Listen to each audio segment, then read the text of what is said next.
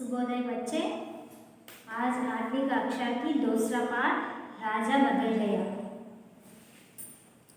Today ఈరోజు మనం second lesson అయినటువంటి రాజా బదల్ గయా అంటే రాజు యొక్క మార్పు ఎలా వచ్చింది అంటే एक बुद्धिमान बालक से अपने बातों से राजा सोरसम ने बदल गए।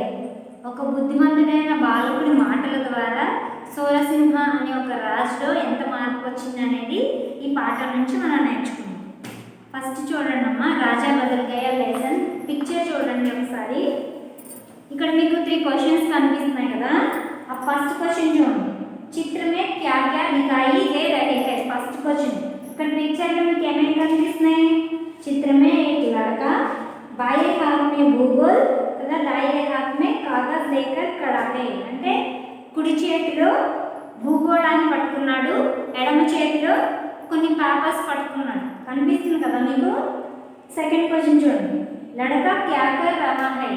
అబ్బాయి ఏం చేస్తున్నాడంట? लड़का दोनों हाथों को ऊपर उठाकर खड़ा विश्वास तथा संतुष्ट के हाथ खड़ा है. అంటే అబ్బాయి రెండింటి మధ్యలో చాలా సంతుష్టిగా, అంటే ఏదో ఒకటి సాధిస్తున్నాను అనే ఆనందంతో నిలబడి ఉన్నాడు. అదేంటి చూడండి, యహ లड़का हमें क्या बताना चाहता है. ఇక్కడ నించుని ఈ అబ్బాయి మనకి ఏ విషయాన్ని తెలియజేయడానికి చూస్తున్నాడు? यह लड़का हमें बताना चाहता है कि ज्ञान से दुनिया बदल सकते हैं. ఇక్కడ పట్టుకున్న ఈ కుడి చేతిలో ఉన్న భూగోళానికి ఎడమ చేతిలో ఉన్న పేపర్స్కి అబ్బాయి చూపించే నిదర్శనం ఏమిటి అంటే, భూగోళం అంటే విశ్వం, మనం అబ్బాయి పట్టుకున్న పేపర్స్ అంటే జ్ఞానం. జ్ఞానం ద్వారా మనం ఈ ప్రపంచాన్ని మార్చగలం అనే సందేశాన్ని ఈ పిక్చర్ ద్వారా మనకి ఇస్తున్నాడు అన్నమాట. ఓకేనా? ఇక లెసన్లోకి వెళ్దాం. చూడండి, దీనికి एक लड़का था, उसका नाम राजेश था. ఒక అబ్బాయి ఉన్నాడు, అతని పేరు రాజేష్. वह जंगल में जा रहा था. रास्ते में उसे एक सोना का सिक्का मिला. అతను అడవిలో వెళ్తూ ఉంటే దారిలో, రాస్తే అంటే వే అన్నమాట, రాస్తే మే उसे एक सोने का सिक्का मिला అంటే ఒక బంగారు నాణెం దొరికింది అతనికి. वह सोचने लगा, ఆ నాణెం తీసుకుని అతను ఆలోచిస్తున్నాడు, यह सिक्का मेरा तो है ही नहीं, ఈ బంగారు నాణెం నాది కాదు. इसे क्या करूं, लेकर जाने किसे बेचारे का सिक्का यहाँ गिर गया है. ఈ సిక్కా నాది కాదే, ఇక్కడికి ఇది ఎలా వచ్చింది? ఇది అడవి. జానే కిసే బెచారే అంటే దారిలో వెళ్ళేటప్పుడు ఎవరైనా భిక్షగాడు యహ సిక్కా గిర్ గయా హై, అతని నుండి పడిపోయి ఉంటుంది అనుకుని ఆలోచిస్తున్నాడు. అబ్దాతో ఇసే రఖ్ సక్తా హూ और नहीं फेंक सकता हूँ, यह क्या करूँ. इसका ఇది నాది కాదు, ఎవరితో తెలీదు, దీన్ని నేను ఇప్పుడు ఏం చేయాలి అనుకుని ఆ సిక్కా పట్టుకొని వెళ్తున్నాడు. यही सब सोचते हुए वह आगे बढ़ा चला जा रहा था. అలా ఆలోచిస్తూ ఆ బంగారు నాణాన్ని పట్టుకుని ఎదురుకు వెళ్తూ ఉన్నాడు. रास्ते में माला जपते हुए एक साधु महाराज उसे मिले. అలా వెళ్తూ ఉండగా దారిలో ఒక జపమాల పట్టుకుని ఒక సాధువు ఈ రాజేష్కి ఎదురయ్యాడు అనమాట. క్యో నా యహ సిక్కా సాధు కోని దేదు, అవును ఈ సిక్కా, ఈ బంగారు నాణాన్ని సాధువుకి ఇచ్చేస్తాను అని అనుకున్నాడు.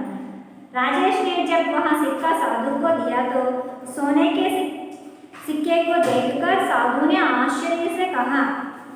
ఆ రాజేష్ బంగారు నాణాన్ని అతనికి నాది కాదు, ఎవరితో నాకు తెలియదు, ఏం చేయాలో అర్థం కావట్లేదు అని చెప్పి ఆ నాణ్యం పట్టుకుని ఆ అడవి గుండా ఎదురుకు వెళ్తూ ఉంటే ఒక జపమాల పట్టుకుని ఒక సాధువు ఎదురొచ్చాడు అనమాట. సరే సాధువు కదా, ఇది ఆయనకి ఇస్తే ఉపయోగపడుతుంది అని చెప్పి ఆ సాధువు దగ్గరికి వెళ్ళి ఆ సిక్కా బంగారు నాణాన్ని ఇచ్చాడనమాట. అప్పుడు ఆ సాధువు ఆశ్చర్యంతో ఇలా అంటున్నాడు అనమాట, ఆశ్చర్యసే కహా బేటా యహ సిక్కా హమారే జైసే साधुओं से, बेटा यह सिक्का हमारे जैसे साधुओं के लिए नहीं है, इसे तो किसी गरीब को दे दो ताकि वह अपना पेट भर सके. అంటే ఏం చెప్తున్నాడు? బేటా బాబు, ఇది సాధువులకి ఇచ్చే నాణ్యం కాదు, దీనివల్ల నాకు ఎటువంటి ఉపయోగం లేదు, దీన్ని నువ్వు తీసుకెళ్ళి ఎవరైనా పేదవాడు, గరీబ్ అంటే పేదవాళ్ళు అనమాట, గరీబ్కో దేదో ఎవరైనా పేదవాడికి ఇస్తే తాకి वह अपना पेट भर सके దాన్ని అమ్ముకును ఎలాగో మొత్తానికి అతని పొట్ట పోషించుకుంటాడు అని చెప్పాడు. साधु की बात मानकर राजेश आगे चला तो उसने देखा कि किसी राजा की सेना चली जा रही है. సాధువు యొక్క మాటలు విని రాజేష్ ఆ నాణాన్ని పట్టుకుని అలా ఎదురుకు వెళ్తూ ఉన్నాడు. అలా వెళ్ళేటప్పటికి దారిలో అతనికి ఒక పెద్ద సేన అంటే ఒక రాజు యొక్క సేన ఎదురు వెళ్తూ కనిపించిందనమాట. इतनी बड़ी सेना को देखकर वह सोचने लगा कि जरूरी कोई बात रही होगी. అది ఎందుకు అలా వెళ్తుంటే అంత పెద్ద సేనతో రాజు ఎక్కడికి వెళ్తున్నాడా అనేది అర్థం కాక రాజేష్ అతని సైనికుల్లో కర్ణ దగ్గరికి వెళ్ళి అడుగుతాడు అనమాట. जो राजा अपनी सेना लिए जा रहे हैं మీ సేనని తీసుకుని మీరు ఎక్కడికి వెళ్తున్నారు? उसने एक सैनिक से पूछा అంటూ ఒక సైనికుడిని రాజేష్ క్వశ్చన్ చేశాడు. भाई आपके राजा इतनी बड़ी सेना लिए कहाँ जा रहे हैं? రాజా భయ్యా ఇంత పెద్ద సైన్యాన్ని తీసుకుని రాజు ఎక్కడికి వెళ్తున్నారు అని అడిగితే యహ హమారే రాజా శూరసింహే ఇతను మా దేశం యొక్క రాజు అయినటువంటి శూరసింహుడు.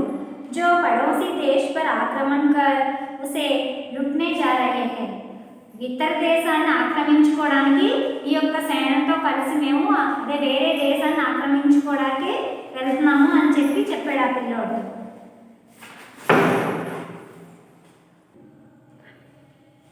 उसने जवाब दिया. राजेश राजा के पास गया. सोने का सिक्का उसकी ओर बढ़ते हुए कहा. राजेश బంగారు నాణాన్ని తీసుకుని రాజు దగ్గరికి వెళ్ళాడు అనమాట. सोने का सिक्का उनकी ओर बढ़ते हुए कहा लीजिए महाराज आप इसे रख लीजिए అంటూ ఆ బంగారు నాణాన్ని రాజు చేతిలో పెట్టి ఇది తీసుకోండి మీకు ఉపయోగపడుతుంది అని చెప్పాడు. बेटा मुझे क्यों देना चाहते हैं? राजा ने आश्चर्य के साथ पूछा. ఇది నాకెందుకు ఇస్తున్నావు అని రాజు ఆశ్చర్యంతో రాజేష్ని క్వశ్చన్ చేస్తాడు. महाराज एक साधु ने कहा था कि जो सबसे गरीब देखो उसे यह सिक्का दे देना. ఎవరైనా పేదవారు కనిపిస్తే ఈ బంగారు నాణాన్ని వాళ్ళకి ఇవ్వమని నాకు దారిలో ఒక సాధువు కనిపించి చెప్పాడు. అందుకనే నేను ఇది మీకు ఇస్తున్నాను అని చెప్తాడు. రాజేష్ కరుణ స్వరమే పోల అంటూ కరుణ అంటే రాజు వేరే దేశాన్ని ఆక్రమించడానికి వెళ్తున్నాడు అంటే ఆ అబ్బాయి రాజేష్ మనసులో రాజుకి పేదవాడు అనే ఉద్దేశం ఉందన్నమాట. మే రాజా హూ రాజా మే తుజే గరీబ్ లగ్తా హూ రాజా క్రోధ్ మే బోలా. రాజుకి కోపం వచ్చింది. ఎందుకంటే సాధువు పేదవాడైన వాడికి ఇమ్మని చెప్తే నువ్వు నాకెందుకు ఇస్తున్నావు నేను రాజుని అని చెప్తున్నాడు అన్న. అప్పుడు ఆ కుర్రవాడు చెప్తాడు महाराज यदि आप अमीर होते तो दूसरे देश को लौटने के लिए इतनी बड़ी सेना लेकर क्यों जाते? నిజంగా మీరు ధనవంతులైతే ఇంత పెద్ద సైన్యాన్ని తీసుకుని వేరే దేశాన్ని ఆక్రమించుకోవడానికి ఎందుకు వెళ్తారో అని క్వశ్చన్ చేశాడు. రాజేష్ కి బాత్ రాజాకి సమజ్ మే ఆ గయి.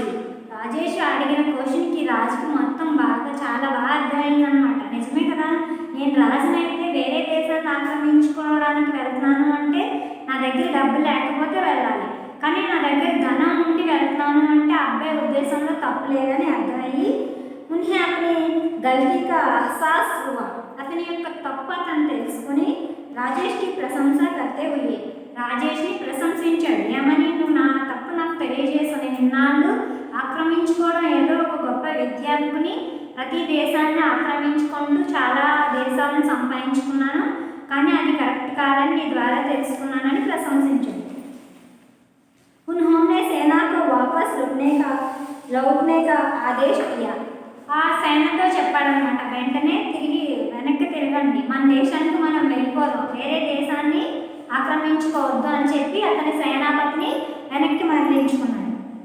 उस दिन से राजा ने अपनी संपत्ति जनता की सेवा में खर्च करना. ఆ రోజు నుంచి రాజు అతని యొక్క మొత్తం సంపదనంతా ప్రజలకి ఖర్చు పెడుతూ చాలా హ్యాపీగా జీవించాడనమాట. ఆరంభంగా దియా ఆ రోజు నుంచి స్టార్ట్ చేసి చాలా హ్యాపీగా జీవిస్తూ ఉన్నాడు.